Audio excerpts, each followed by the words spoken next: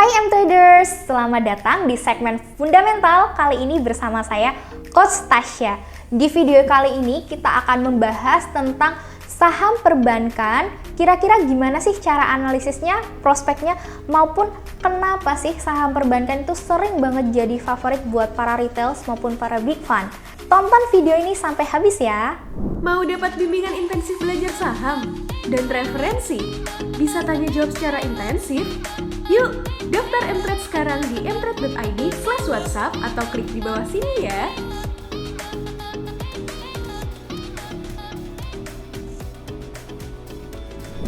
Seperti kita tahu teman-teman, saham bank ini seringkali jadi favorit baik retail maupun big fund. Nah, ini kira-kira kenapa ya? Nah, di sini teman-teman, aku udah ringkas ada 3 fakta kenapa saham perbankan ini jadi menarik. Pertama, kenapa sektor perbankan ini menarik dan favorit adalah dari kontribusi terhadap IHSG. Ternyata sektor perbankan ini jadi salah satu yang paling berpengaruh. Kenapa? Nah, di sini ada data yang aku kutip dari Bloomberg. Ternyata untuk sektor finance atau perbankan ini menyumbang hingga 26%. Nah, kalau kita perhatikan di sini dibandingkan dengan ke 10 sektor yang lainnya, ternyata ini jadi yang paling tinggi. Jadi bisa kita bilang kalau sektor perbankan itu naik, maka IHSG pun bisa terbawa naik. Makanya Big Fund seringkali menjadikan saham perbankan ini favorit karena saham perbankan bisa dijadikan bumper untuk portofolio mereka, paling tidak bisa mengalahkan benchmarknya ke IHSG, seperti itu. Oke, yang kedua fakta menarik lainnya adalah ternyata pertumbuhan kredit perbankan hingga saat ini itu sudah pulih seperti sebelum pandemi. Di sini ada data yang aku kutip dari Trading Economic untuk data penyaluran kredit atau loan growth di Indonesia saat ini ternyata sudah mencapai 10,6%. Dan kalau kita bandingkan secara historical, ternyata angka ini sudah yang tertinggi sejak dari 2019 akhir teman-teman. Jadi bisa kita simpulkan bahwa kondisi perbankan kita terkhusus untuk penyaluran kredit yang terus ekspansif ini sudah pulih dari pandemi.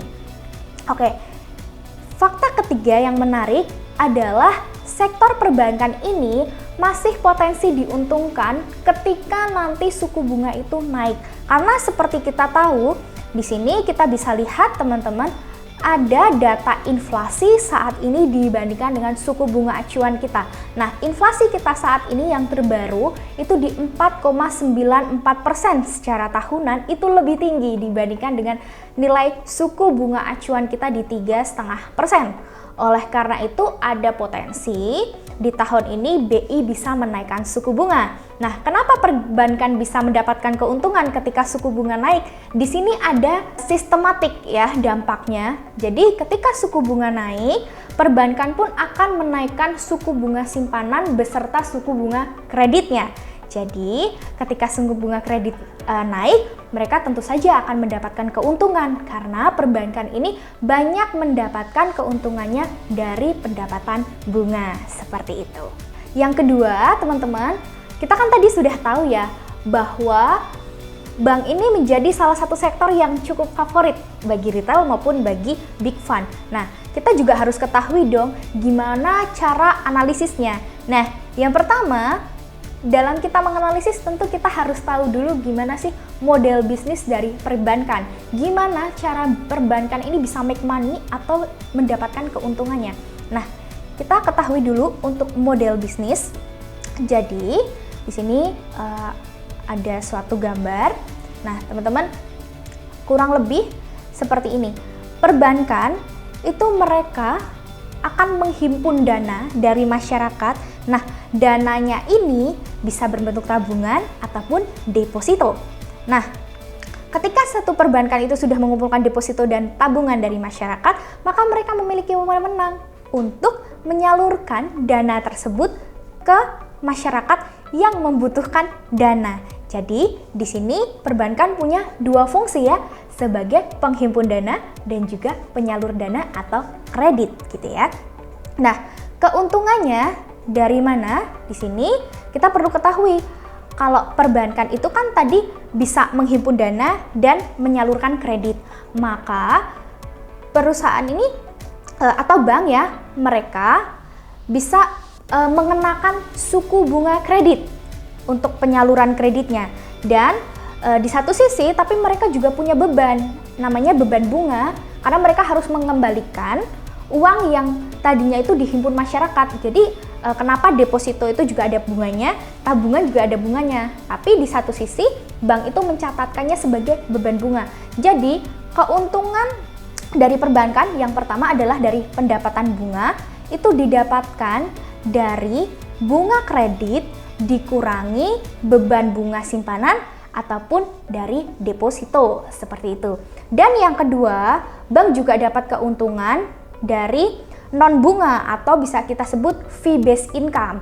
Nah, fee based income ini bisa didapatkan dari mana aja? Bisa dari biaya transfer, dari biaya administrasi, dari biaya penanganan ataupun pemeliharaan dan lain sebagainya. Jadi, intinya perbankan itu memiliki dua fungsi ya, teman-teman, yaitu sebagai penghimpun dana dan juga penyalur kredit, dan mendapatkan keuntungan juga dari dua hal, yaitu dari pendapatan bunga dan juga dari fee based income atau dari biaya transfer, biaya administrasi dan lain sebagainya.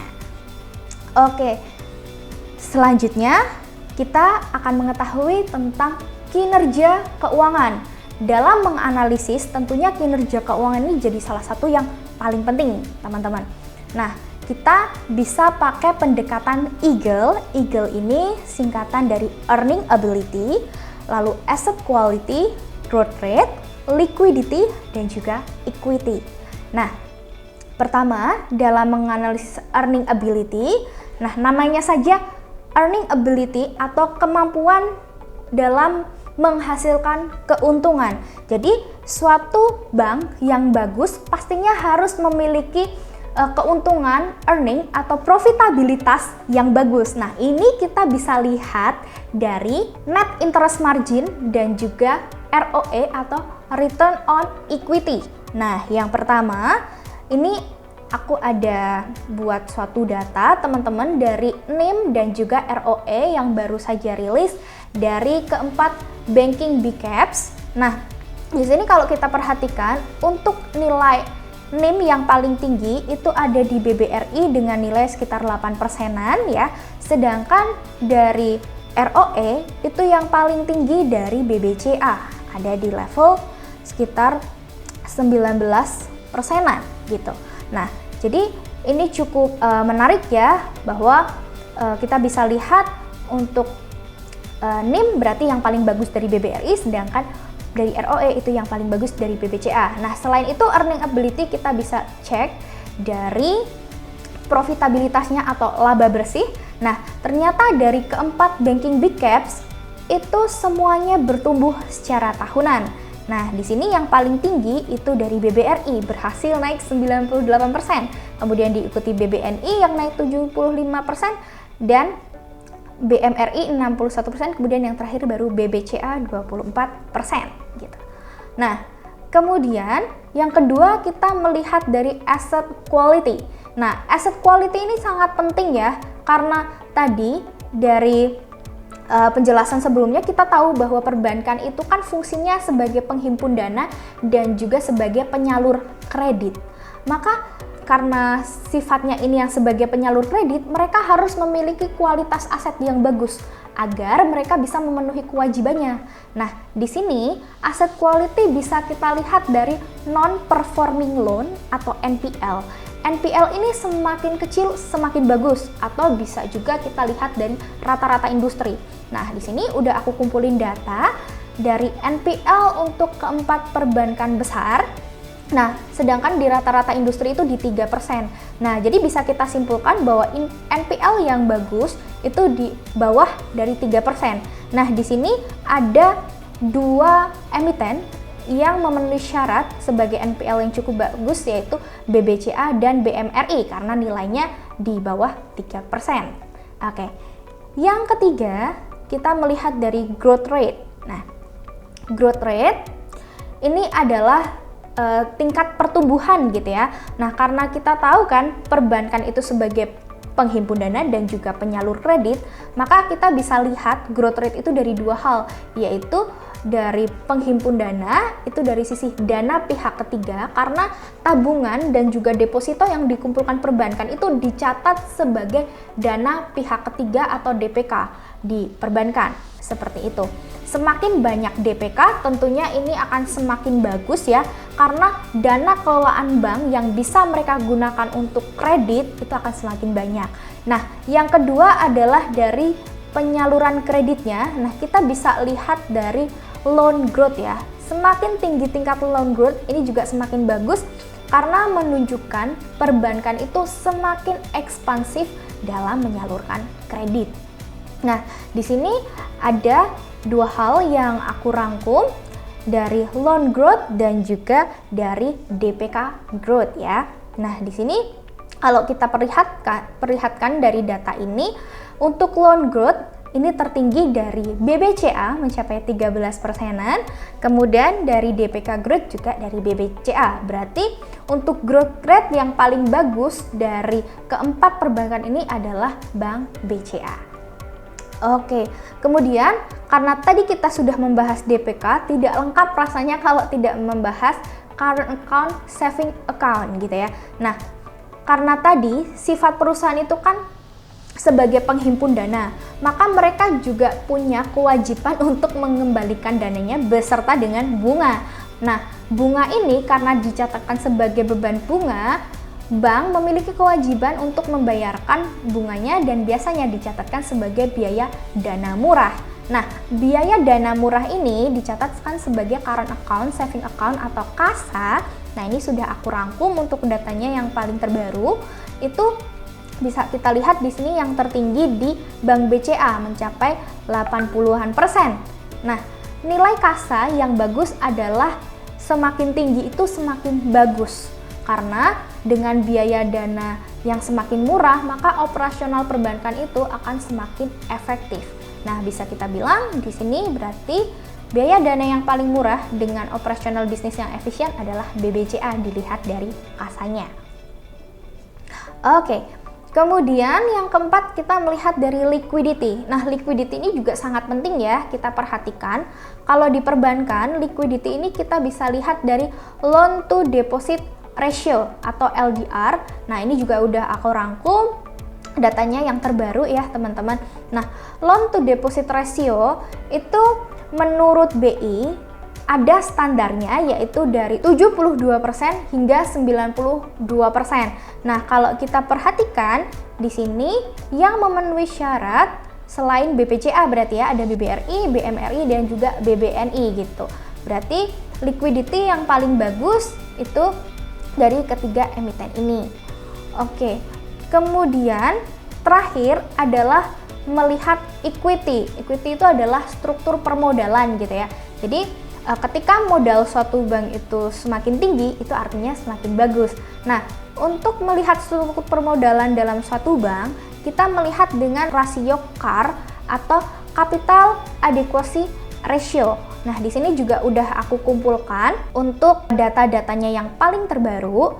Nah, di sini bisa kita perbandingkan antara BBCA, BBRI, BMRI, dan BBNI. Ternyata yang paling tinggi untuk struktur permodalannya dilihat dari CAR adalah BBRI dan yang kedua baru BBCA gitu ya. Nah, berarti kalau kita bandingkan dari empat ini yang paling bagus adalah BBRI. Kemudian sebagai tambahan, tidak lengkap juga rasanya teman-teman kalau kita dalam menganalisis kita harus tahu valuasi. Nah, valuasi ini juga penting ya teman-teman, karena dalam kita menganalisis bukan hanya kinerja keuangan saja, bukan hanya model bisnis saja, tapi kita harus tahu valuasi karena valuasi ini memperhitungkan seberapa murah atau mahalnya ketika kita membeli suatu saham bank khususnya. Dapatkan akses analisis lengkap seputar valuasi juga teknikal dari BBCA, BBRI, BMRI, dan BBNI hanya di aplikasi Mtrade. Download sekarang. Jadi, itulah beberapa cara dalam menganalisis saham perbankan. Nah, kira-kira dari keempat saham bank tadi, teman-teman suka yang mana nih? Tulis di kolom komentar ya. Jangan lupa buat like, subscribe, dan bagikan ke temanmu. Saya Coach Tasya, salam profit!